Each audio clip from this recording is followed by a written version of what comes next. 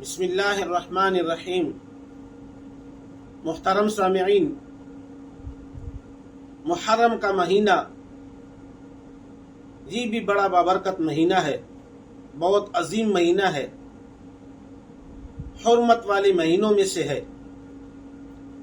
اور اسی مہینے سے مسلمانوں کی سال کا آغاز ہوتا ہے۔ اسلامی سال کا یہ پہلا مہینہ ہے۔ میرے محترم دوستوں، جب رسول اللہ صلی اللہ علیہ وآلہ وسلم نے مکہ مکرمہ سے مدینہ منورہ ہجرت فرمائی، صحابہ کرام نے بھی ہجرت فرمائی، تو مسلمانوں کو ایک مضبوط قلعہ، ایک مضبوط مرکز مدینہ منورہ کی صورت میں ملا، اور پہلی اسلامی سلطنت قائم ہوئی جس کے سربراہ جناب محمد رسول اللہ صلی اللہ علیہ وآلہ وسلم تھے۔ مسلمانوں نے چین اور سکون کی سانس لی اور شعائر اسلام کا ادا کرنا ممکن ہوا،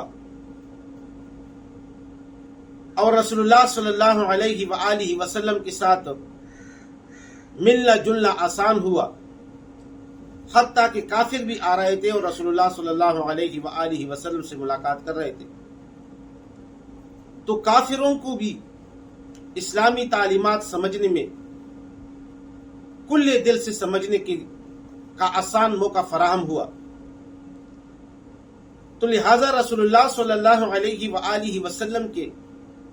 رحلت کے بعد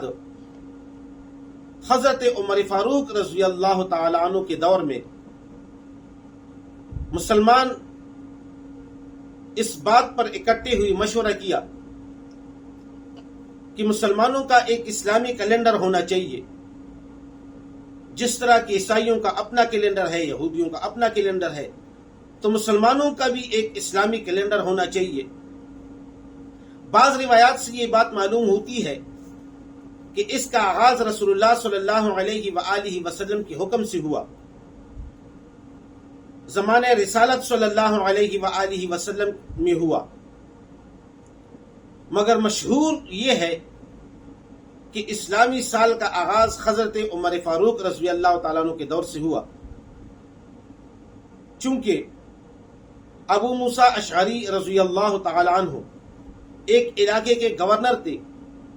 انہوں نے حضرت عمر فاروق رضی اللہ تعالیٰ عنہ کو خط بھیجا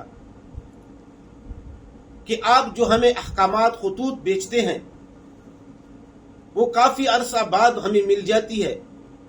اور اس کے اوپر تاریخ نہیں ہوتی، تو یہ پتہ نہیں چلتا کہ پہلا حکم کون سا ہے، بعد والا کون سا ہے، اور ایک حکم کو جاری کرتے وقت کتنا زمانہ، کتنا عرصہ ہوا، چونکہ اس کے اوپر تاریخ نہیں ہوتی تو اس کا پتہ نہیں لگتا۔ تو حضرت عمر رضی اللہ تعالیٰ عنہ نے 17 ہجری کو صحابہ کرام کو اکٹھا کیا کہ اس بات کے اوپر مشورہ کریں کہ ہم اسلامی کیلنڈر بنائیں، اس کا آغاز کس طرح کریں،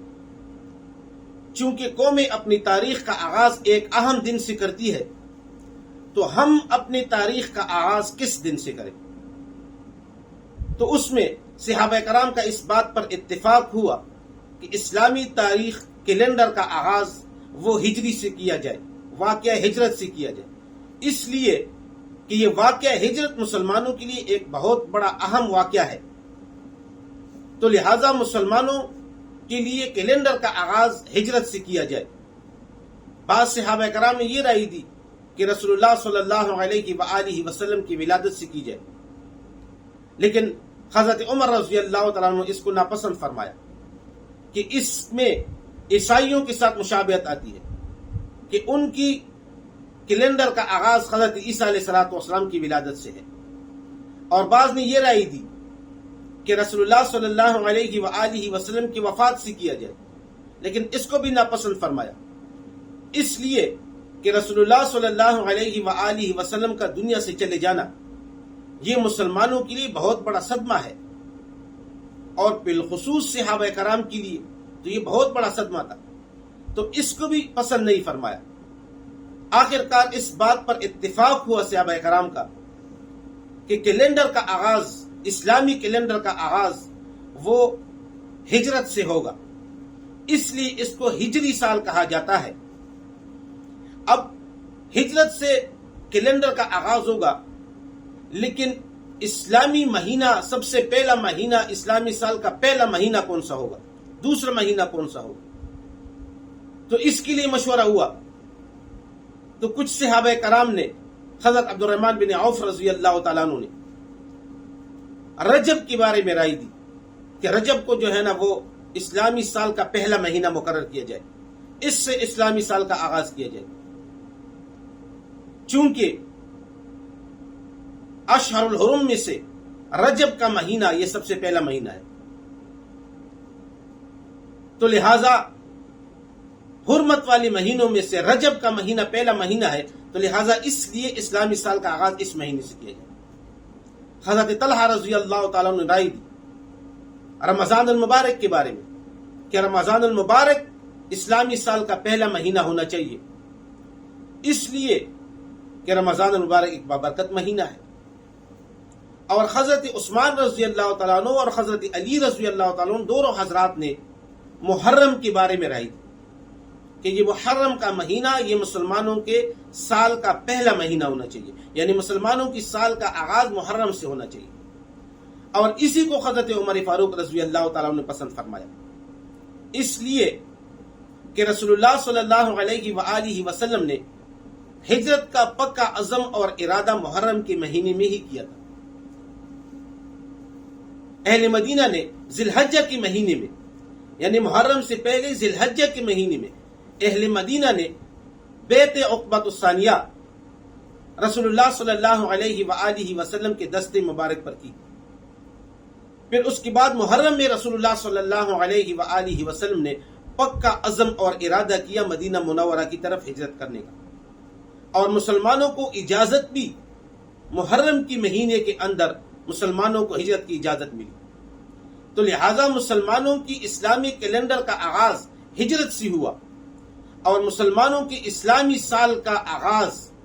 وہ محرم سے ہوا، یعنی کیلنڈر کا آغاز مسلمانوں کی اسلامی سال کا کیلنڈر کا آغاز ہجرت سے ہوا، اور مسلمانوں کے اسلامی سال کا آغاز وہ محرم سے ہوتا ہے۔ تو یہ محرم کا مہینہ یہ مسلمانوں کی